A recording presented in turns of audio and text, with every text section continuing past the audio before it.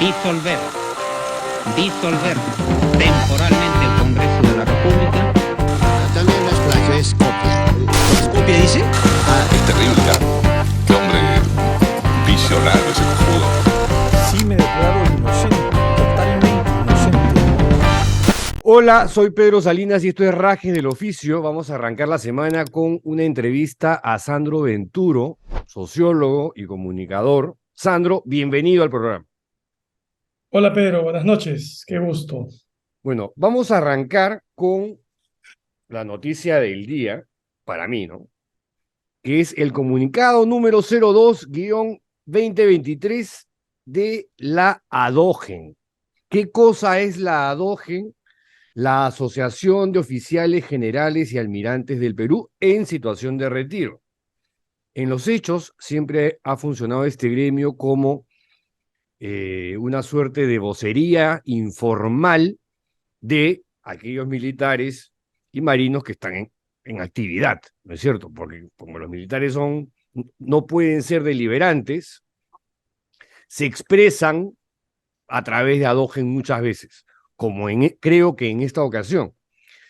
Arrancan diciendo que se refieren a dos de las manifestaciones que ha tenido el premier Otárola ante el Ministerio Público, y dice textualmente, en ambas, el premier pretendería negar que la presidenta de la República, Dina Boluarte,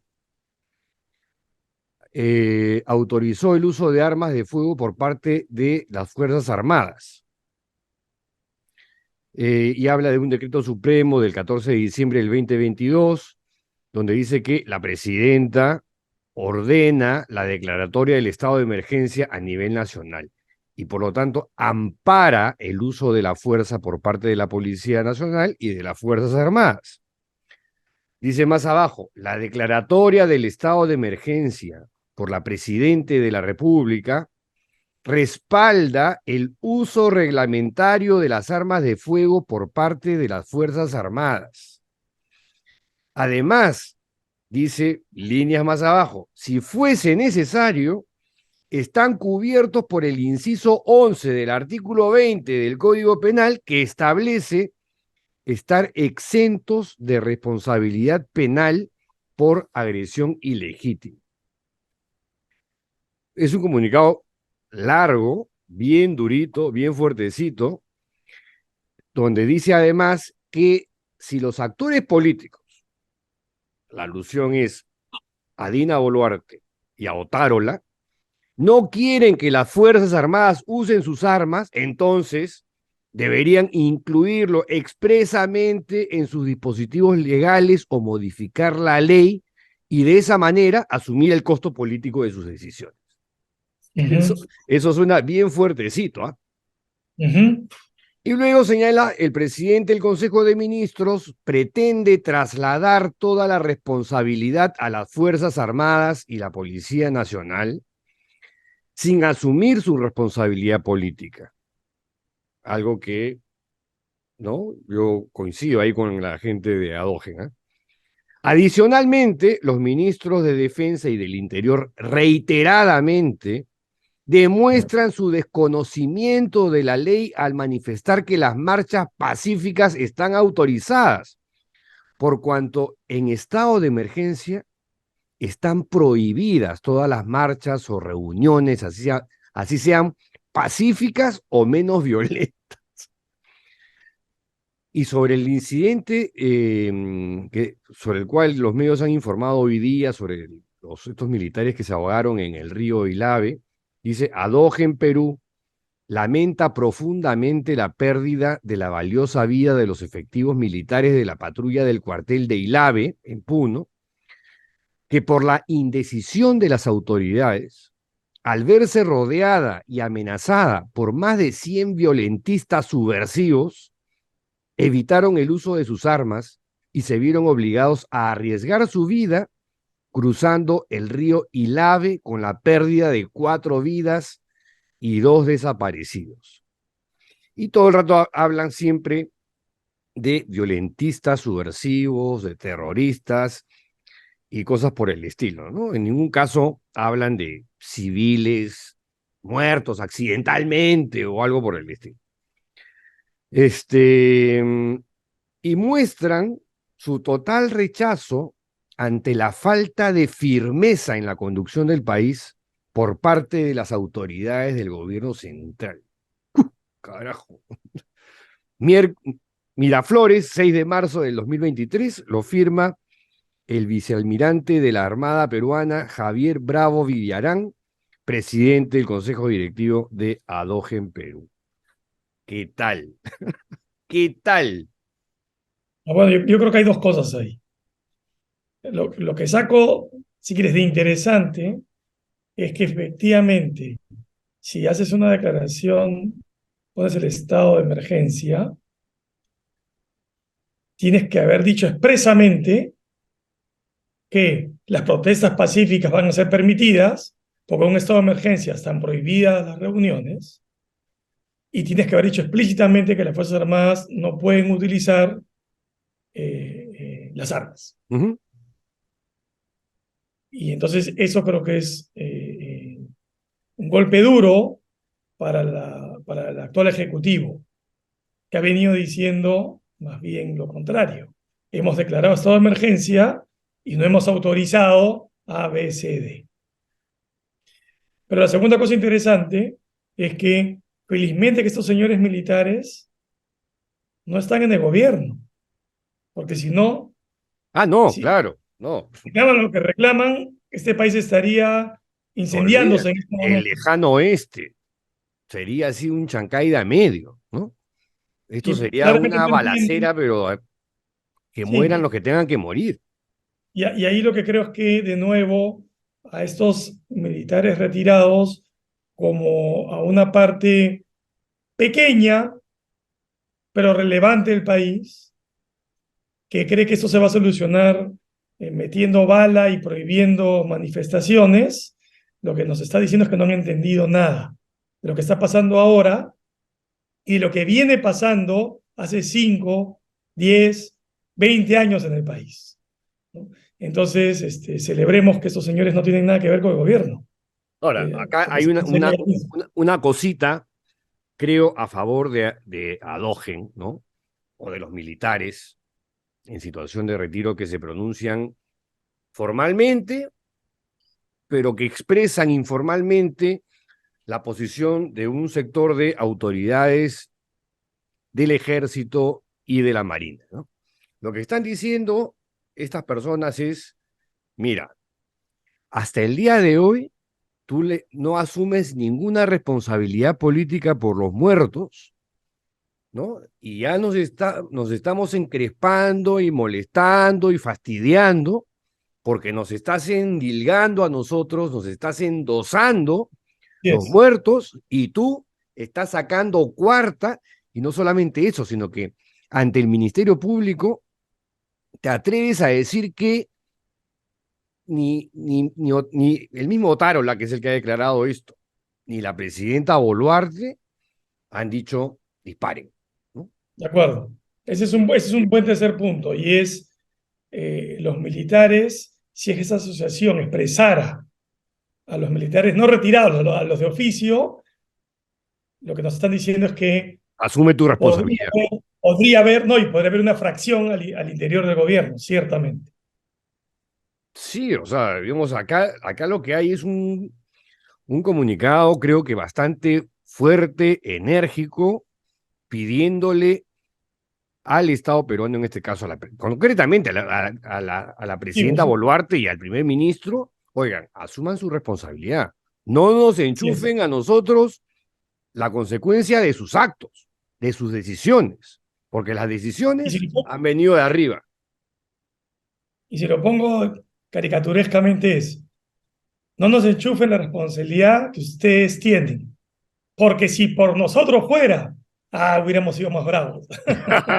Claro, pero para eso tendrían que gobernar los militares y Sí, no sé, así o es. sea, esa Así situación es. yo la veo más lejana, ¿no? De acuerdo. Lo decía como Pero una sí, ironía dramática en esa situación que ahora, estamos viviendo. ¿qué cosa puede pasar después de esto? Porque, digamos, hacia adentro tiene que haber resonado y remecido como un sismo de 7 grados en la escala de Richter. O sea, este comunicado, estos dos papelitos que parecen dos inocentes hojitas, traen detrás una carga, una cosa irascible de sentirse defraudados por las autoridades políticas actuales, ¿no? Sí, es una posibilidad. Otra es que sigamos en el pantano en el que estamos, donde ninguna fuerza política, civil, ni estatal, hablando del Congreso y del Ejecutivo, parece tener la suficiente fuerza o la suficiente influencia para resolver esta crisis, ¿no? Lo que estamos viendo es que todos los actores están empatados. El Congreso no presiona al gobierno, el gobierno no presiona al Congreso, los militares ahora sacan este comunicado, la calle ha estado enardecida, lo que hemos vivido entre diciembre y enero especialmente ha sido inaudito, no pasaba eso en el país hace muchísimo tiempo, y cuando pasó de otras maneras, ciertamente, eso podemos hablar ahora, ¿no? Por cosas menos graves se han cerrado congresos en los últimos años o se han vacado presidentes. Sí, Por claro. cosas mucho menos graves, ¿no? Se han resuelto las crisis políticas en el país. Y tengo la impresión que hoy día estamos en un país descabezado, donde los partidos están como avestruces escondidos, nadie habla, el Congreso está flotando en el pantano diciendo, bueno, si no nos presionan, nos caeremos hasta el 26. Y la presidenta a su vez también dice, bueno, si la calle no logra sacarme y los partidos políticos siguen escondidos, también me caeré hasta el 26, pues, ¿no? Entonces creo que estamos en una situación terrible en la que cada noticia dura que ha venido sucediendo en los últimos 60 días o 90 no ha sido suficiente para que se resuelva nada en el país. Triste. Omar Coronel publicaba un texto importante en la revista IDL del Instituto de Defensa Legal, que empezaba con una frase que a mí me parece importante y que como que ni el gobierno ni el Congreso han terminado de digerir, ¿no? Y es que el Perú está viviendo un histórico ciclo de protestas, lo que ya algunos llaman, como José Carlos Agüero, un estallido social. Y esta cosa, claro, con los carnavales, de alguna manera se ha mitigado, la gente ha regresado a sus regiones, han celebrado sus carnavales y ya acabaron los carnavales, y otra vez las protestas han comenzado a escalar rápidamente, concentradas en Puno, pero la cosa está resurgiendo una vez más. Y ahí yo no sé qué cosa es lo que sigue después de esto. Yo creo que el artículo Coronel es muy bueno, ¿ya? No sé si lo quiere decir así, porque si no discrepo, pero yo creo que estas protestas que vienen desde las zonas rurales, y especialmente desde el sur, son históricas porque llegan hasta Lima, porque no se quedan en su macrorregión, y porque emplazan a dos poderes del Estado. No estoy seguro que sean históricas en el sentido en el que resuelvan la situación, porque, insisto, creo que todo está empantanado. Las marchas hace 2 años para la salida de Merino no solamente fueron masivas, y claro, fueron más urbanas, en las principales ciudades del país, con un fuerte componente joven, pero sí tuvieron un resultado político, la renuncia de Merino, ¿cierto? Y fueron más urbanas, ¿no? Fueron más urbanas, pero fueron urbanas en todas las ciudades principales del país, claro, ¿no? Y antes que eso hemos tenido la Marcha de los Cuatro Suyos, donde sí habían actores políticos, ¿no? Toda esta coalición de partidos de izquierda, de centro, de derecha, porque tenías al PPC, tenías al APRA, tenías a las izquierdas, marchando contra Fujimori. Sí. ¿No es cierto? Y antes recuerda a Federico Salas y su marcha a caballo. Así es. Así En es. algún momento se le perfiló como un candidato a la presidencia de la República y terminó Y yo incluiría terminó como protestas, un fujimorista más. yo incluiría protestas de ese calibre, o sea, en el sentido que tuvieron consecuencia política, las que hubo en el primer gobierno de Adán García, que dio lugar al movimiento Libertad, Claro. contra la estatización de la banca, y antes, ciertamente, la de los finales de los años 70, que también estuvieron conducidas por las izquierdas, por un gran frente de izquierdas nacional y de izquierdas, que dieron lugar a que el gobierno revolucionario de Fuerzas Armadas convocara luego a la Asamblea Constituyente. Ujú. Lo que vas a ver en esta larga historia es que los partidos políticos han ido desapareciendo de las protestas, y lo que hemos tenido en la renuncia de Merino y hoy son, venga a las ciudades o venga del campo, protestas espontáneas, dispersas, donde no hay liderazgos Sí. claros y donde el componente fuerte, si quieres, es menos político partidario y es más político emocional. La gente está harta de los políticos, harta del Estado, harta del Congreso y de los gobiernos, ¿no? Y está reclamando por fin que la clase política, que se vayan todos y que ojalá venga alguien o alguienes o algunos que por fin atiendan las demandas populares. Pero tenemos entonces este gran ciclo de protestas donde la política se desaparece Se y diluye. donde los que quedan son actores civiles dispersos que en algunos momentos confluyen, hartas de una clase política que no lidera nada, que solo lucra con el bien común. Ese aspecto me parece relevante porque efectivamente es una característica de esto último que estamos viviendo luego del fallido golpe de Estado de Pedro Castillo. Y es que efectivamente cuando tú hablas ya hay que propiciar el diálogo y tú dices, oye, pero ¿con quiénes? Porque no hay pues líderes políticos identificables, ¿no? Que usualmente vienen de alguna ciudad urbana y acá no hay, no existen, ¿no? Por ahí leí una entrevista en Hildebrand en sus 13 al gobernador regional de Puno, pero que él Sí, tampoco se sentía, digamos, como uno de los líderes de la protesta, sino era uno más, sí, ¿no?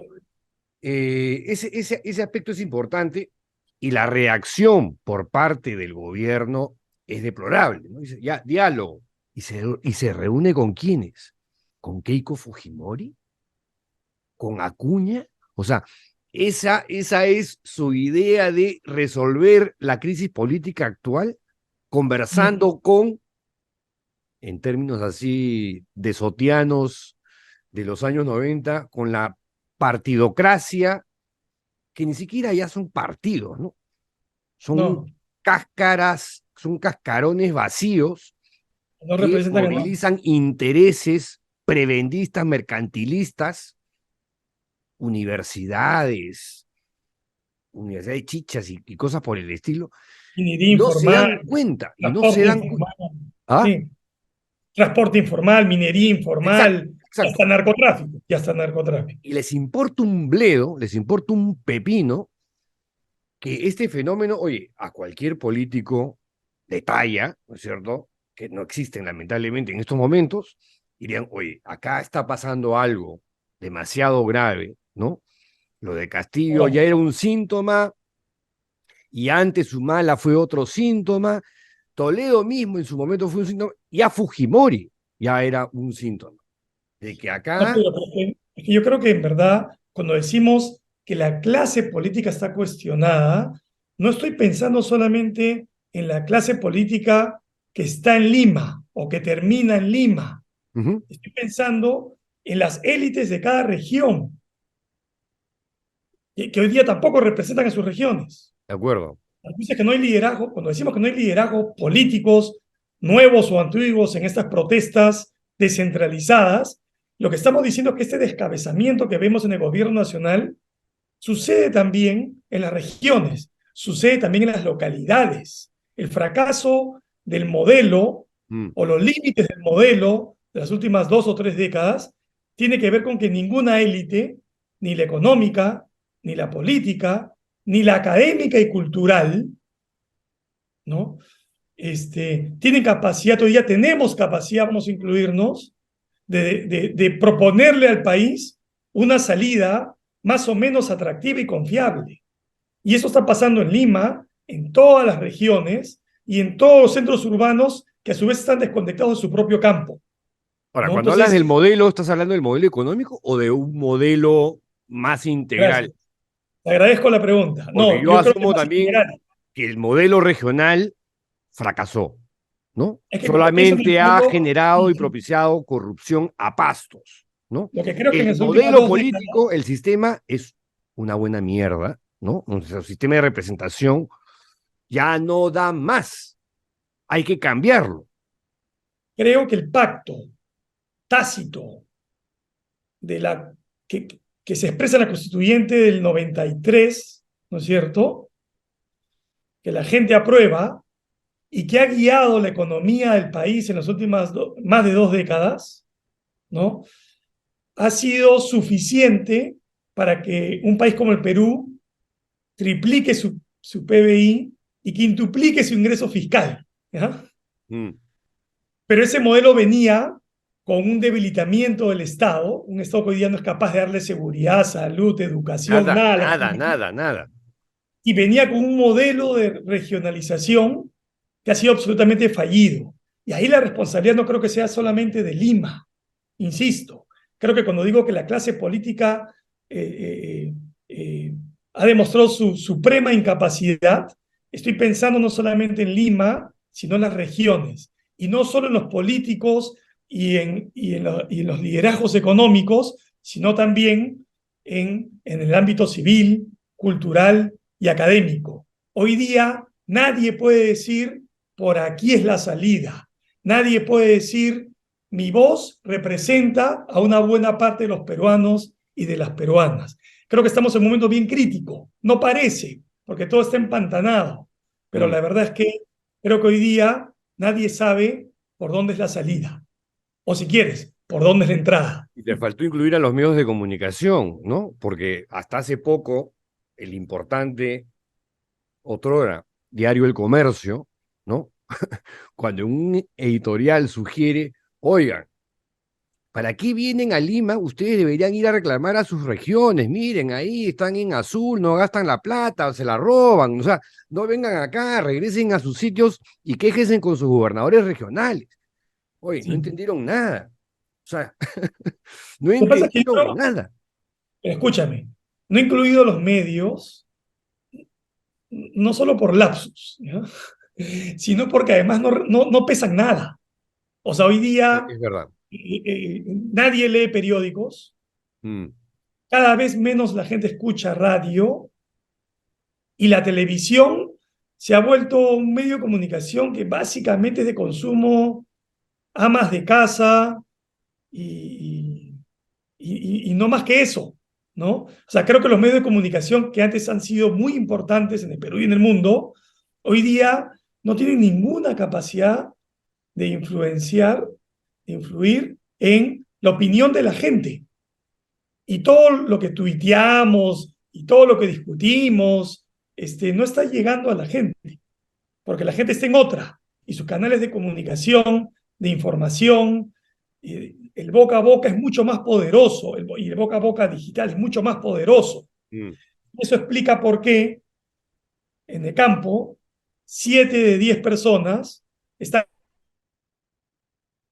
convencidas de que Castillo fue vacado, no que Castillo salió por golpe de Estado, ¿no?, por un fallido golpe de Estado. Entonces creo que estamos en un país donde los medios ya no valen nada o valen muy poco. Sí, no sé qué decirte porque la situación es tan crítica que no me atrevo a preguntarte qué crees tú que va a pasar porque nadie tiene pues la bola de cristal, nadie, o sea, si alguien te dice, mira, lo que va a pasar es esto o No. tal cosa, está faroleando, ¿no? Está blufeando porque nadie es capaz de decir en estos momentos, mira, la cosa va a ir por acá. Pero sí te voy a preguntar si esta cosa sigue degenerando, ¿no? Porque, o sea, yo no he visto en ningún momento un ápice de sensatez, de cordura, de sentido común, ya sea por parte del Ejecutivo o del Legislativo, al contrario. O sea, lo que tú contabas al inicio, hay una suerte, pues, digamos, ahí de arreglo, de tas con tas, ¿no? Ejecutivo y Legislativo, vamos de la manito juntos, bailando, hasta el 2026, y estas cosas las vamos a sortear apelando al cansancio de la gente, algo que me parece bien ingenuo, naif, bien tonto, ¿no? O sea, pensar que nos vas a agarrar a todos de idiotas, de que te vamos a soportar hasta el 2026, que suena una eternidad, ¿no? Cuando la gente está Escúchame, viendo, ándate ya, no solamente tú, Dina, sino Congreso incluido, váyanse todos. las diversas encuestas lo que nos muestran es que de 10 peruanos, 9 desaprueban al Congreso. O sea, ya que más, ya llegamos al límite. No, Y de 10 peruanos, 8 desaprueban al gobierno. O no, sea, contaba la vez pasada, hablamos con Tony Zapata, ¿no? Acá la semana pasada, sobre la situación en el sur, donde la desaprobación al Congreso es 3%, ¿no? A nivel nacional es 6%, pero en el sur, 3%. Si consideramos que en la ficha técnica el margen de error es más o menos 2,8, o sea, casi 3, se va a todo. cero. Sí, O sea, a cero. dice cero, sí. O sea, de verdad que estamos en una situación tan deteriorada como país, y me alucina que quienes tienen la responsabilidad política de conducir nuestros destinos estén en otra, porque están en otra. Bueno, claramente los que postularon al Congreso postularon, parece una caricatura, pero es cierto, postularon por un salario, postularon para mejorar el menú del, del- del- de los almuerzos del Congreso, Mm, ¿no? Postularon para las joyerías respectivas y encima para seguirle cobrando cupos a sus propios trabajadores, ¿no? O sea, hay gente que no parece tener vocación de servicio, mm. ¿no? Y en el gobierno tenemos a una presidenta que desde el primer día lo que nos dijo fue, juro hasta el 2026, y el siguiente día y el subsiguiente se reunía con las bancadas del Congreso, como si representaran algo, ¿no es cierto? Y a continuación fue a eventos de celebraciones militares, celebraciones oficiales, sin ningún gesto claro de conectar, de interés por conectar o hacer empatía con la gente.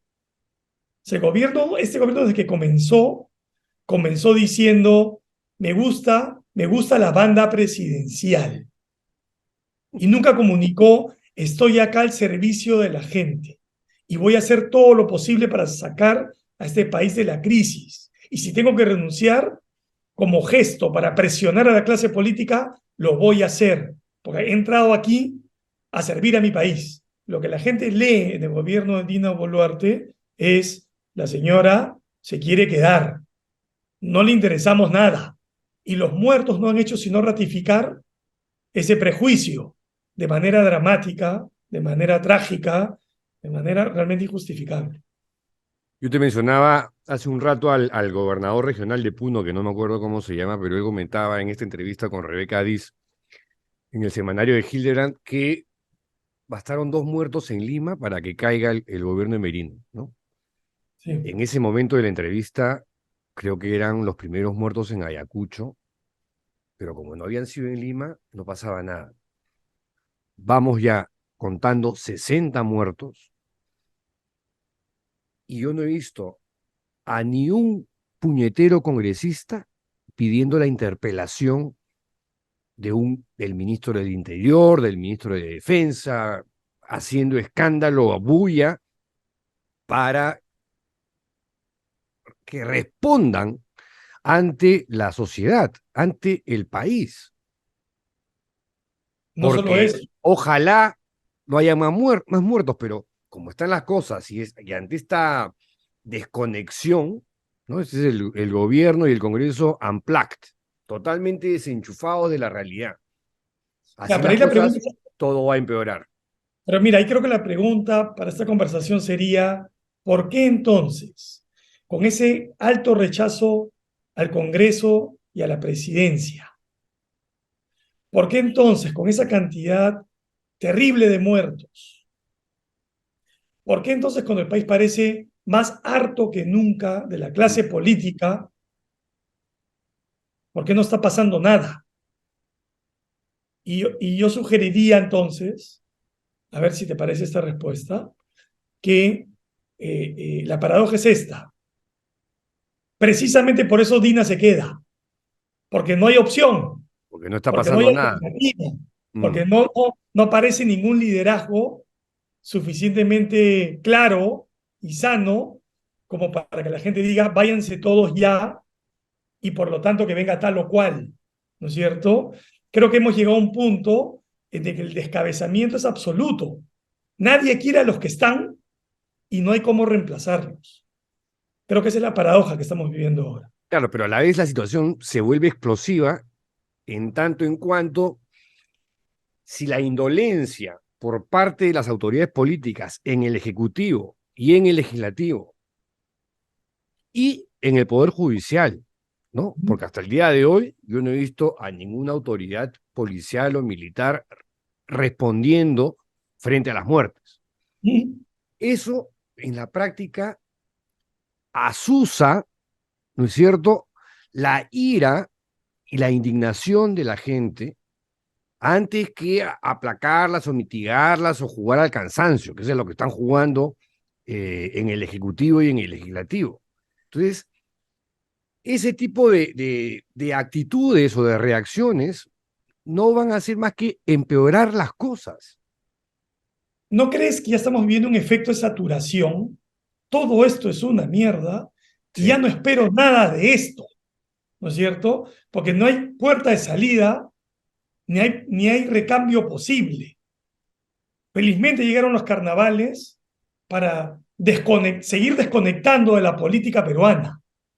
Por eso digo que creo que esto es más grave, Sí. porque Yo estoy de acuerdo con la primera parte, lo que dices, todo esto es una mierda, pero me pregunto por qué hay gente en un centro que existe. O sea, existe, digamos, de una manera muy tenue, ¿no es cierto? Porque mientras más se asuse por parte de las autoridades políticas en el Ejecutivo y en el Legislativo esta indolencia, vas a polarizar más, vas a propiciar más violencia que se van a ir hacia la extrema izquierda y hacia la extrema derecha. Entonces, al final sí vas a tener opciones políticas en esos ámbitos, en la extrema izquierda y en la extrema derecha. E ir ahora, pero, hacia eso, me parece ya, eso sí es el apocalipsis, The pero yo Walking creo, yo Dead, quiero, ¿ah? El apocalipsis zombie total. yo creo que la polarización que existe en Twitter, The Last of Us.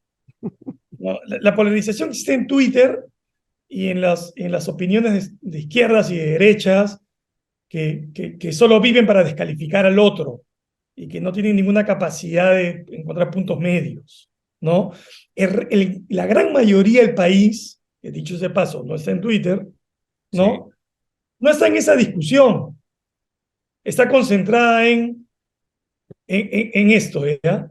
La política nunca ha servido, yo he salido adelante, bien o mal, sin los políticos y sin este Estado que no sirve para nada, y hoy día que están peor que nunca, bueno, seguiré saliendo adelante por mi cuenta. O sea, creo que la fractura entre Estado y sociedad hoy día se ha vuelto ya innegable. Es casi un alto contraste, ¿no?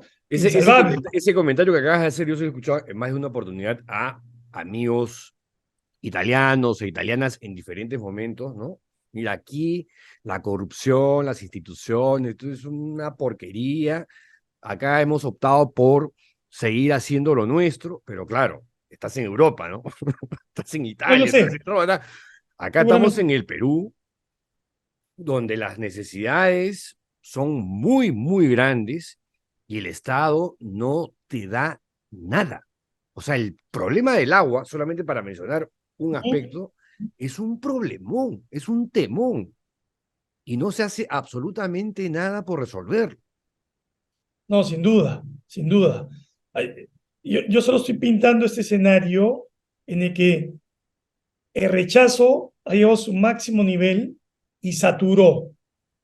Y la gente no está esperando nada de la política de los políticos ni del Estado. Y va a seguir adelante. ¿Qué tendría que pasar para que este empantanamiento se rompa, Sí. ¿no? Castillo cayó por su propio error, O sea, no salió ¿no es por el cierto? Congreso claramente, o Y por sea, el que Congreso ni por nunca lo nadie. pudo vacar, ¿no? Debiendo vacarlo, nunca lo vacó, Ya, y, ¿no es cierto? o sea, tuvo que él dispararse al pie para allá, salir Así de es, Castillo. porque si no seguiría ahorita gobernando. Claro. Y Como probablemente hoy dice día Alberto Vergara, sí, ese fallido golpe fue una genuina imbecilidad, ¿no? Si no sí. hubiese sido por esa genuina imbecilidad, Castillo seguiría, porque el Congreso no lo podría vacar porque no le interesaba vacarlo, porque era su manera de quedarse. Bueno, pero Castillo siempre fue consistente, ¿ya? Siempre fue consistente. ¿A qué me Consistente. refiero? A ¿A ver, qué me refiero? por A favor. que en la primera vuelta se da con la sorpresa de pasar a la segunda y en la campaña para la segunda vuelta, ¿no? Tuvo comentarios erráticos, llegó muy mal al debate presidencial. En el debate técnico se eligió un equipo de técnicos y en el segundo debate otro equipo de técnicos. Llegó gobierno sin organización, sin propuesta, y hoy ya sabemos, con la clara intención de medrar del bien público. Oye, pero fíjate que su mensaje inaugural, el del 28 de julio, Sí, me pareció aceptable. Yo ahí dije, pucha, que ojalá, ¿no? Haga lo que dijo, pues no, o sea, hacer un gobierno abierto, pluripartidario, tecnocrático, meritocrático, dejar de lado el tema de la Asamblea Constituyente, que polarizaba, y al día siguiente, 29, volvió con la misma cantaleta y ya es comenzó que, con las reuniones en Breña y todo eso, y ya. es que a eso me refiero con consistente, porque ya de la campaña lo que decía un día lo negaba al día siguiente. Y lo que decía un vocero, uno de sus voceros, era contradictorio con lo que había dicho el otro vocero, vocera. O sea, ya claramente era el gobernante de la improvisación, ¿no es Eso cierto? era, ¿no? Y durante todo su gobierno hemos tenido récord de número de ministros y de ministras en un año. La cosa Hemos alucinante. tenido anuncios grandilocuentes que nunca se ejecutaron, ¿no? Y hemos tenido unos niveles de corrupción ridículos, absurdos, que nunca fueron descubiertos, sino por la prensa, porque alguien en algún ministerio y en otro soplaba la estupidez que estaban haciendo sus aliados en cada ministerio. O sea, de verdad la mediocridad era total. Y me da Mm. pena decirlo porque efectivamente mucha gente en el Perú sintió que Castillo podía representar no solo sus intereses, sino convertir al Estado en una entidad al servicio del pueblo. ¿Ya? Nada de eso se cumplió. Y así como Castillo improvisó en las elecciones y en el gobierno, bueno, improvisó también con un golpe de Estado que fue tontísimo, ¿no es cierto? Entonces, yo creo que ha sido consistente siempre, siempre. Nunca fue un Claro, político. pero Siempre en fue, esa descripción, mira, sí, matices más, matices menos, calzan todos los anteriores presidentes, ¿ah? sí, O sea, sí, Castillo al final terminó siendo sí, un pirañita, un raterito, ¿no es cierto? sí, la caricatura de las gestiones Ah, anteriores. sofisticadamente, no, Sí, no más que otros, pero han habido oportunidades perdidas. Castillo creo que ha sido una, Humala, Toledo, o sea, no, y PPK y Vizcarra. Vizcarra ha sido el más exitoso como comunicador político, ¿no es cierto? Vizcarra. Pero Sí, Vizcarra. ya, como comunicador político, pero como líder de un Estado que necesitaba tomar medidas fuertes para atender a la gente, Vizcarra no hizo nada al final, ¿no es No, cierto? O sea, No, al final lo que hemos tenido es una retaíla de oportunidades perdidas. sí, Y yo creo que la gente ya está acá. es que la gran tragedia, Pedro, es que después de Fujimori, las fuerzas que se unieron para sacar a Fujimori y que gobernaron las últimas 2 décadas, no solo demostraron ser tan corruptas o casi tan corruptas como el Fujimorismo, Sí. sino tan desconectadas y tan ensimismadas como Castillo.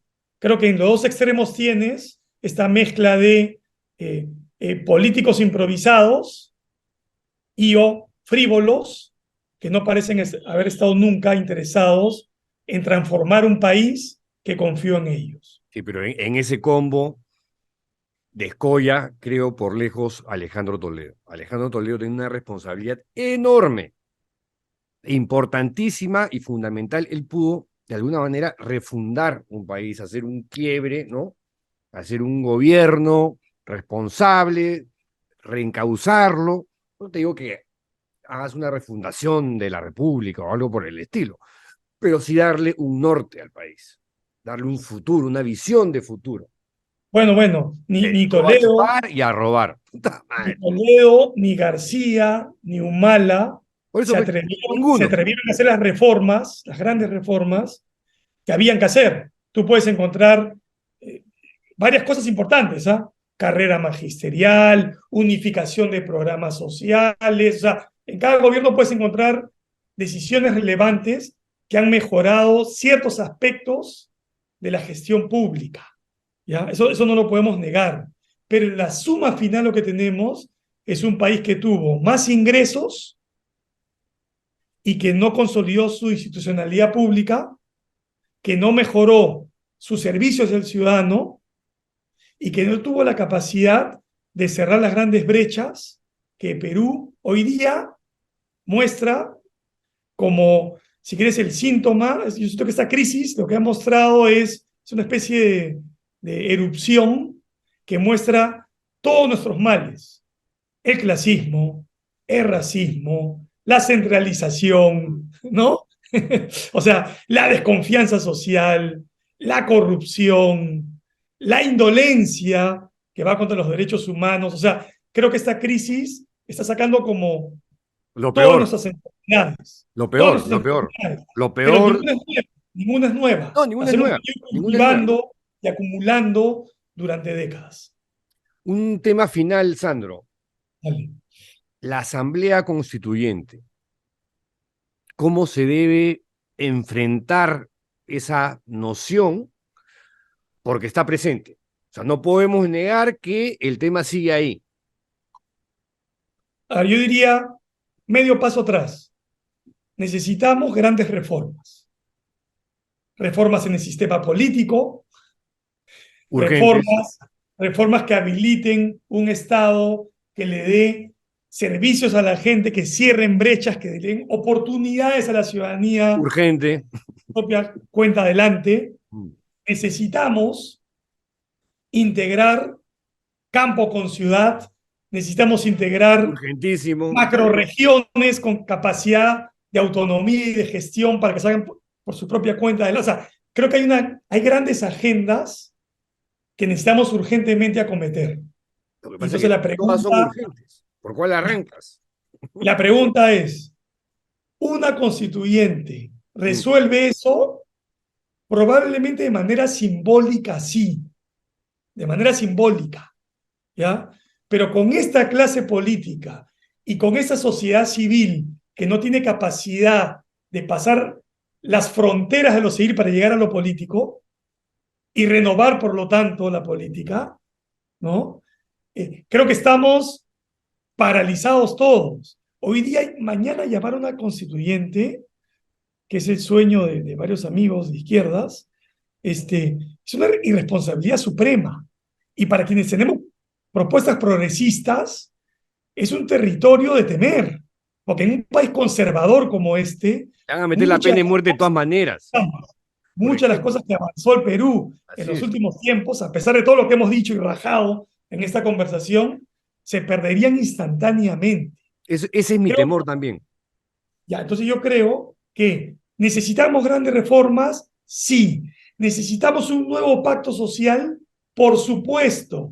Necesitaríamos, por lo tanto, una asamblea constituyente a buena hora. Pero para llegar a eso, necesitamos actores políticos y civiles que hoy día no tenemos. Propuestas sobran. Ideas de qué reformar está más que estudiado y discutido. Pero no tenemos No sé qué tanto, ¿ah? Mira lo que ha pasado en Chile. Y hoy día he visto en portada del Mercurio que ya, ahora han establecido otro mecanismo. Vamos a ver, que recién está empezando. Vamos a ver cómo le sale, ¿no? En este segundo intento. Yo creo que en Chile pasó lo que le suele pasar. Porque primero fue un fracaso. Bueno, fue un fracaso porque las izquierdas, los sectores progresistas, se sintieron dueños de la escritura de la Constitución y dejaron de escuchar a todo Chile, que es un problema que siempre tienen las vanguardias. ¿Ya? Y Chile ha sido un fracaso, entonces, la primera constituyente, ¿no? Hoy día en el Perú, y ese es un buen ejemplo para mirar, hoy día nadie en el Perú puede decir, yo sé cómo se escriben las reformas que vienen a continuación. Necesitamos un radical y exigente proceso de escucha. Necesitamos escucharnos entre todos y encontrar por lo menos esos mínimos comunes que hagan viable un país que hoy día está partido, fragmentado, dividido y peleado consigo mismo. Si no hacemos ese ejercicio de humildad, que es bien difícil de hacer, esta crisis no solamente va a continuar, sino que nos vamos a comenzar a ahogar en ella. Termino con una cosa. A inicios de los 2000, recuerdo que en Argentina se decía, después de esta crisis, ya no podemos caer más hondo. Argentina se va a ir para arriba. Y Argentina sigue hundiéndose cada vez más. Para mí es un misterio. Argentina para mí es un misterio. Bueno. Inflación, pero mira, va de 20 años que están en lo mismo. Ahora, siguen ahí de alguna manera sobreviviendo, ¿no? Pero cada vez van para peor. Y el otro extremo sería Chile, si quieres, para hablar de los vecinos, donde el gran avance de la sociedad chilena tiene hoy una ciudadanía que dice, todo lo que avanzamos es insuficiente. Porque hemos avanzado, queremos más. Y la clase política no ha sabido escuchar ese mensaje, menos aún las izquierdas de sectores progresistas, ¿no? Creo que para hacer política hoy necesitamos, en el Perú y en el mundo, una disciplinada capacidad de escuchar a las ciudadanías y encontrar esos puntos medios que hagan viables sociedades como la peruana. Si no hacemos eso, esto puede continuar muchísimo tiempo más, lamentablemente. Esto último creo que es lo más importante. Tenemos que aprender a escuchar al otro, ser empáticos, tratar de comprender lo que está ocurriendo. Pero eso parece ser un desafío colosal y titánico en estos momentos.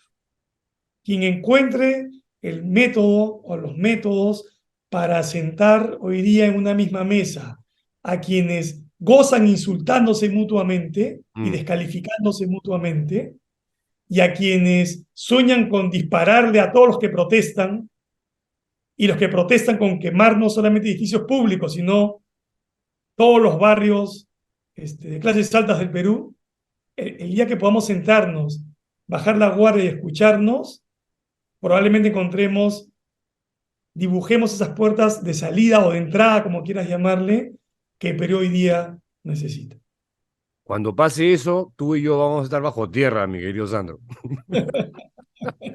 Oye, te agradezco muchísimo por tu participación en el programa y por estas reflexiones en voz alta que creo que se necesitan para salir en algún momento, ojalá, de esta crisis interminable. Un fuerte abrazo. Cuídate mucho. Un abrazo, un gusto. Y con ustedes, amigos, hasta la siguiente entrevista. ¡Chao!